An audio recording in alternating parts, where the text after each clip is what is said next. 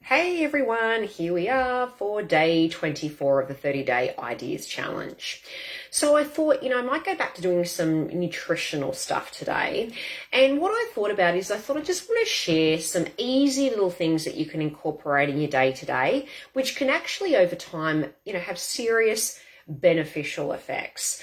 So let's get started. I'm not even going to go into supplements or anything like that as such. Like some are really, I guess, they could be considered supplements, but they're more functional foods, and that's how they'd probably be classified when you look at the different, governing bodies, I suppose. You've got the TGA if it is more of a supplement, or it might be, for Xantz, if this is in Australia and New Zealand, of course, if it's more of a novel food or a functional food. So anyway, that sort of technical stuff aside, let's get to it. So I am talking about super boosting your day to day. So what I mean by this is just little things, as I said, that you can incorporate into what you're already doing just to enhance it. So to give you, more taste, but, more nutritional benefit as well. And, for instance, in the morning, maybe you're used to having a coffee, maybe it might be worth considering switching that, or still having one good quality coffee a day. And then maybe another one, you might just have the green tea, and that's like your caffeine limit for most of us. But, I love blends that have matcha tea as well. Matcha is very high in antioxidants. On its own, it can be quite expensive, and it's not always everyone's cup of tea, pardon the pun. But I love doing blends that have green tea and the matcha. So you're still getting, the antioxidants, and you're getting that key antioxidant, the EGCG. You're getting the L-theanine, and there is also various minerals in there, such as manganese. It is also quite rich in chlorophyll. So as I said, this is something that I drink in the morning. Now, you can add to your tea, you can add to your coffee, something that, has, say, lion's mane in it. You might have heard of that. Or also things like some of the medicinal mushrooms, the reishi or the shaga or the maitake mushrooms. They are all great. So, and what I find is sometimes it can give it a little bit of a taste, but I add some of that to this green tea. And, it's helping in things like, immunity and energy and brain health, cognition, things like that. You're getting various amino acids. You're getting the B complex vitamins from the mushrooms, of course. You're getting other sorts of minerals, manganese, magnesium, iron, calcium, selenium, copper, as well as fiber and things like that too. So, that could be something that's worth considering. Now, I do love doing, some of these functional labs and working out, well, what is your body sensitive to in terms of, the IgG food panels? So I wasn't great with dairy, but I was okay with goat's products. So I actually have a goat's yogurt. Now, what I always think is a great, thing to add to it is some sort of berries, and always mix them up.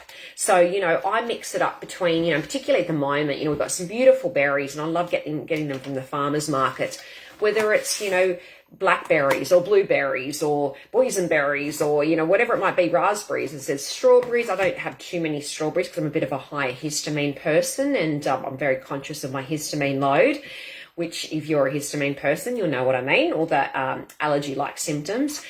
But that's something great too. Something else you can do, instead of always reaching for some sort of sugar or sugar substitute like a xylitol, which isn't great if you've got FODMAPs issues, or, stevia and stuff like that, which can leave that bitter aftertaste. Why not good old cinnamon? Cinnamon is great just for popping on your coffee. If I go out, I always have, cinnamon on my cappuccino. Or, you can add that to some, yogurt and berries and things like that to get the benefits. It is quite warming. You are getting sort of different antioxidant benefits, but it's also, helps with blood sugar regulation, and even just the standard one. So yeah, there is different sort of cinnamon varieties.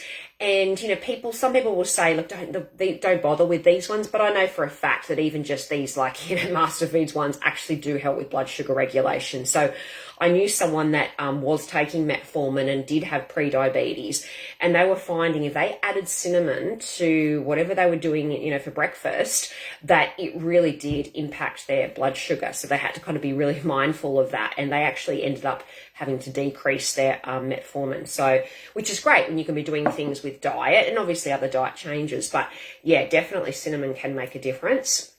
I just love the taste. And as I said, it just gives that kind of sweetness to it without having to have any sugar at all. Also, something else that I like to do is, maca. So I've just got some organic maca in here. Maca, it's Peruvian, and, apparently over there they do use it for everything. It's a root vegetable, but it is said to be quite good in terms of helping with hormonal balance. So I find it does help me. It helps with energy and things too.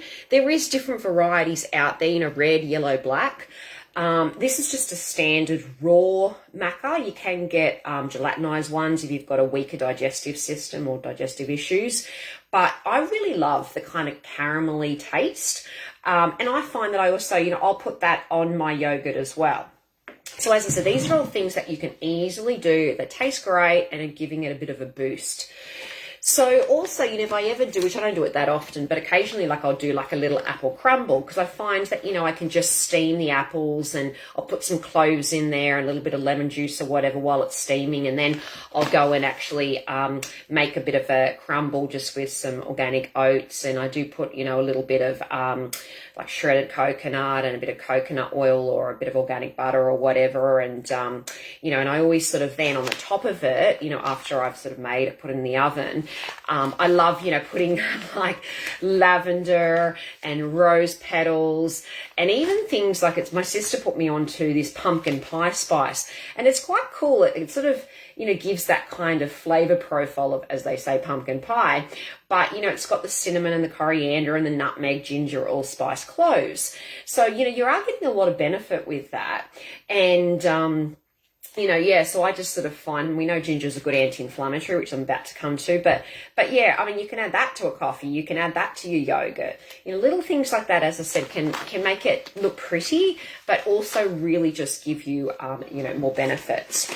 And just on that, whenever you're cooking something, that's what I always say, always add fresh herbs. At the moment, when I was at the farmers markets, they had some beautiful bunches of, basil and coriander. Everything just smelled so divine. It looks so green and lush.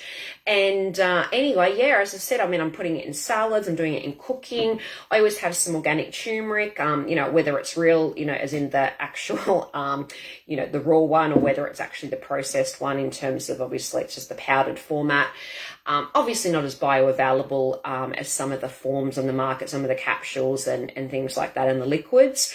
But, I actually find it doesn't taint the flavour profile of the food that much. It will make the colour obviously very vibrant.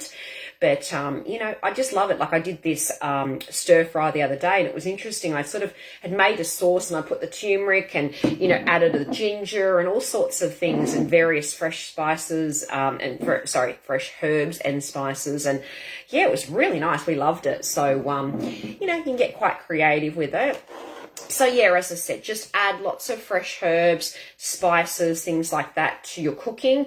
Rosemary, things like that, rosemary, thyme, oregano, especially as it starts to, obviously not here yet, we're still in summer, but as it gets cooler, and obviously if you're in the Northern Hemisphere, thyme and oregano and things like that are good because they have kind of an antimicrobial action as well. So that's always good when there's various, viruses and bugs and things around. And, rosemary helps with liver detox pathways. We always think rosemary for Remembrance Day. It does help with memory. So, why not add it to what it is you're cooking and you're making? And of course, depending on what time of the year it is, but in summer, I love the salads. I did a post on it yesterday, but just pack as much in a colour as you can, So I don't worry too much when people say, okay, so have a cup of this or whatever. It's you're better off filling up on the salads and having a smaller amount of protein rather than the opposite, where people tend to have this huge protein, heaps of chicken or heaps of steak, whatever it is, and just a tiny portion of the salad or the veggies or whatever. But, you're better off just having, more plant food and then having a smaller amount of the protein. So, I just made the grilled salmon last night and we just had a salad. Tonight I'm actually making a gluten-free lasagna. So it does have a pasture-fed, mince in there. And, so as I said, the salad is just, lots of greens and also just, adding in various colours like a red cabbage. So, the more colour, you're getting various different sorts of antioxidants. You're getting, and it's the same with the berries. There's various flavonoids, and with different veggies, carotenoids, and, you know, anthocyanins and anthocyanidins, and all these sort of various antioxidants and benefits, you know, those pigments that are giving these fruits and veggies the color, you know, they're beneficial for us. So, you know, some will help with eye health, or, you know, with heart health, or whatever it might be. So always good to add those to your, you know, whatever it is you're making. And as I said, it makes it taste better. It actually looks better, because that's a big part of it. It looks, you know, when things look good, that always sort of makes it more appealing. And, you know, I mean, we always forget, but that's what we want. Like, we want to be able to look at our food and get sort of almost start salivating, because, you know, that's going to actually help, you know, kickstart the digestive juices and the digestion from, you know, to really be able to then have the meal and digest it more optimally. So as I said, they're just little things that you can sort of do. But, you know, also when you're having more salads and veggies and fruit and things like that, of course, that's giving you the extra fiber. I mean, something, you know, like even just with raspberries, you know, a cup of raspberries can be giving you something like, you know, 8 grams of fiber per cup.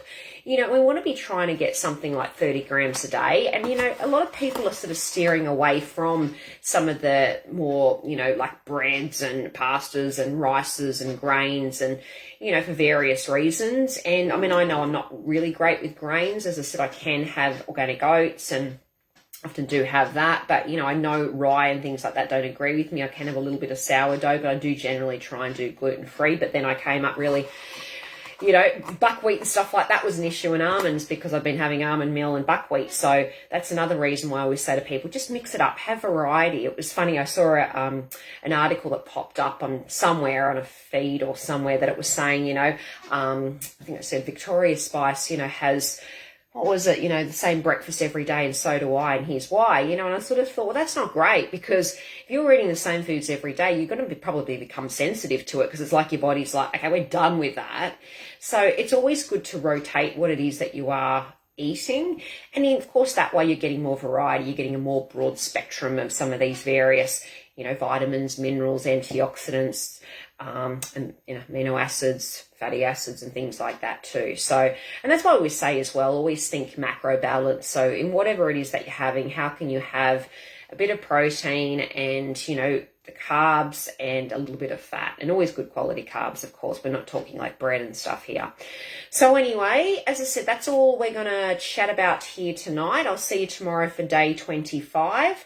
And yeah, be curious, won't you, to see what I'm going to talk about then. Okay, night.